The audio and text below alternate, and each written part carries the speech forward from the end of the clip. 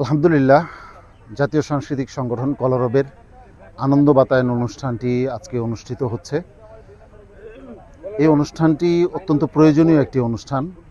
আসলে প্রত্যেকটি মানুষের বা কমিউনিটির একটি আলাদা বিনোদনের ব্যবস্থা থাকতে হয়। যারা জাতীয় সাংস্কৃতিক সংগঠন কলরবের তালিকাভুক্ত সদস্য, তাদেরকে নিয়ে বছরে একটি অনুষ্ঠান হয়। সেই অনুষ্ঠানটি হচ্ছে আনন্দ বাতায়ন। যদিও নামটি আনন্দ বাতায়ন, কিন্তু এই আনন্দ বাতায়ন অনুষ্ঠানটি আসলে নিজেদের মধ্যে বোঝাপড়া, নিজেদের মধ্যে আন্তরিকতা সৃষ্টির জন্য অত্যন্ত গুরুত্বপূর্ণ একটি অনুষ্ঠান।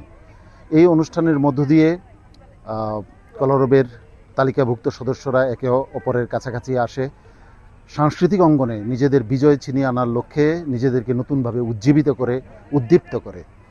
তো আজকের আনন্দ বাতায়ন অনুষ্ঠানে যারা এসেছে তাদের সকলকে আন্তরিক মোবারকবাদ, ধন্যবাদ জানাচ্ছি।